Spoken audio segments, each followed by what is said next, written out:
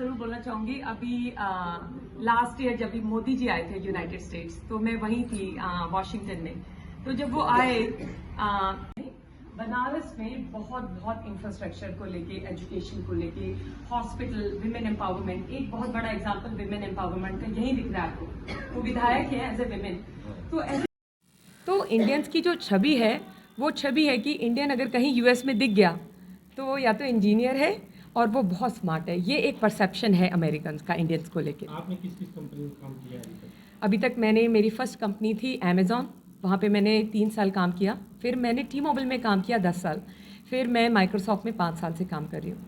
बात की जाए तो प्रधानमंत्री भी आपसे वहाँ मिले थे जी। उनकी प्रधानमंत्री जी से मैं यही बोलूँगी कि सोचिए, प्रधानमंत्री का इतना रुतबा और इतना उनका सम्मान था। वॉशिंगटन डीसी में जो वाइट हाउस का जो किचन है, वहाँ पे हमेशा नॉनवेज खाना बनता है। जब प्रधानमंत्री गए उस दिन सब वेजिटेरियन खाना बना। इंडियन शेफ़ मंगवाया गया न्यूयॉर्क से प्रधानमंत्री जी के लिए, खाना बनाया, सारे संगीत का आयोजन हुआ। उस दिन ऐसा लग रहा था वाइट हाउस में कोई इंडियन दिवाली या सेलिब्रेशन हो रहा है। इतना महत्व और इतना रुतबा था उनका। और मोदी जी की स्पीच भी बहुत अच्छी थी। जब मोदी जी 16 साल पहले गए थे, इंडियन इकॉनमी थी 16th नंबर पे। अब मोदी जी गए तो 5th नंबर पे है।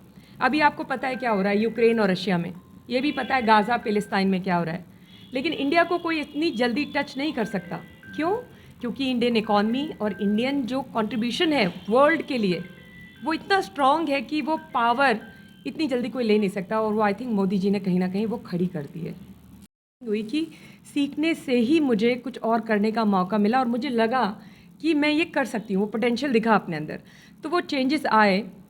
और कभी कभी ना गिव अप नहीं करना चाहिए। एक बार सफलता नहीं मिली, 2 बार नहीं मिली, तीसरी बार नहीं मिली, चौथी, पाँचवीं, छठी बार उससे ज़्यादा मिलेगी। तो गिव अप नहीं करना चाहिए कभी। तो एक एग्जांपल दूंगी। जब मेरा जन्म हुआ बनारस में और जब किच्छा में, नैनीताल में, जहाँ पे हम लोग ग्रो अप हो रहे थे, आज मेरी जो सैलरी है वो है 2 करोड़ रुपए। मेरे पापा कमाते थे 10,000 महीना। हम एक छोटे से कमरे में रहते थे और एक ही किचन था। तो जो पढ़ाई भी करती थी मैं मेरे ब्रदर के साथ, वो मैं किचन में करती थी। और इतने स्ट्रगल से जो जीवन बीता उसमें, मतलब हम ना तो कभी वेकेशन जाते थे, पैसे नहीं होते थे। तो जो मैं इंतज़ार करती थी कि हम समर की छुट्टियां कब आए, हम बनारस आए मामा के घर। तो ये हमारा वेकेशन स्पॉट था। छोटी छोटी खुशियाँ, गंगा जी जाना, कचौड़ी खाना गली में, फिर वहाँ से आना। तो जितना स्ट्रगल आपकी लाइफ में आप देखते हैं, मुझे लगता है वो आपको कहीं ना कहीं सशक्तिकरण करता है, वो आपको और स्ट्रॉन्ग बनाता है। तो मुझे ये भी नहीं पता था कि मैं शायद कभी अमेरिका भी जा पाऊँगी कि नहीं, या अमेरिका में भी आज जब मैं गई, मेरी पहली जॉब मुझे मिली, तो मैंने उसमें इतना मेहनत, इतना काम किया कि जब 3 प्रोजेक्ट्स आए तो उन्होंने बोला कि ये मीनू गुप्ता को मिलेगा। मतलब कहीं पे भी जाओ तो अपने आप को ऐसा दिखाओ। देखो, खुद को रुपया दिखाओगे तो लोग रुपया ही समझेंगे, चवन्नी दिखाओगे तो चवन्नी ही समझेंगे। So fake it until you make it. It's all about perception and confidence. Meenu ji, जो आज के यूथ है, जो आपने इतना बड़ा खिताब जीता है, उसको पाने के लिए शॉर्टकट का रास्ता अपनाते हैं, खास करके गलत रास्तों पर भी चलते। शॉर्टकट का जो लाइफ स्पैन होता है ना, या उसकी लाइफ होती है, वो भी शॉर्ट ही होती है। फिर सक्सेस मिलेगी लेकिन फिर नीचे जाएंगे। लेकिन जब आप बहुत ही संलग्नता से किसी चीज़ की तरफ बढ़ के सीख के करेंगे, कॉन्फिडेंस कैसे आता है? ऐसे भगवान किसी को कॉन्फिडेंट नहीं बनाते। कॉन्फिडेंस आता है प्रैक्टिस से, कॉन्फिडेंस आता है काम करते रहने से। तो जब मैंने सोचा, और मैंने क्यों किया था ये पैजेंट, मेरे यूथ को ये बोलना है। जब मैं बड़ी हो रही थी, और मामा जी को भी पता है, मेरी मम्मी का जो रंग था वो बहुत सांवला था, मेरे पापा काफ़ी गोरे थे, तो मेरा जो रंग था सांवले की तरफ था। और आप मेरी सिस्टर को देख सकते हैं कितनी गोरी है वो, राइट। तो जब मैं बड़ी हो रही थी तो मुझे कॉम्प्लीमेंट्स नहीं मिलते थे, कोई मुझे नहीं बोलता था कि ये लड़की सुंदर है। तो मेरे पापा ने बोला कि ठीक है, वहाँ नहीं मिल रहा तो तुम पढ़ाई पे ध्यान दो। तो मेरा जो पैजेंट करने का वो यही रीज़न था कि चाहे रंग गोरा हो या काला, चाहे छोटी हो या मोटी, हर लड़की में उतनी ही सुंदरता होती है। सिर्फ कॉन्फिडेंस आना चाहिए। और वहीं से जब आप खुद को बोलेंगे ना मैं प्रिटी हूँ, तो बाकी सब बिलीव करेंगे। तो आज के यूथ को मुझे यही बोलना है कि शॉर्टकट लेने से उसकी जो लाइफ स्पैन है वो छोटी ही रहती है। It's okay, just don't give up, करते रहो, मेहनत करते रहो। हमेशा याद रखना, ड्रीम करने का पैसा नहीं लगता।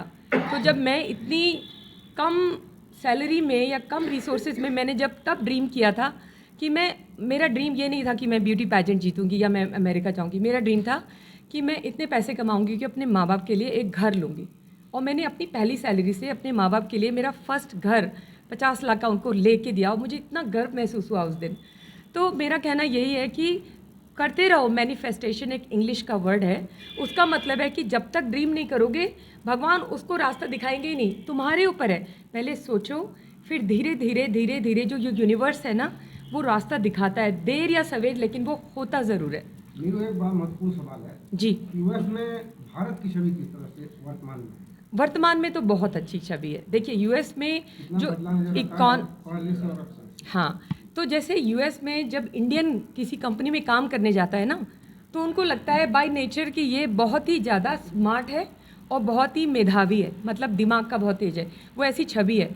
तो इंडियंस का मोदी जी की वजह से या ओवरऑल जो इंडियन की हमारी ओवरऑल परसेप्शन है, चाहे माइक्रोसॉफ्ट हो या गूगल हो या फेसबुक हो या अमेज़ॉन हो, उसमें 20% ऑन एन एवरेज कंपनी में इंडियंस काम करते हैं।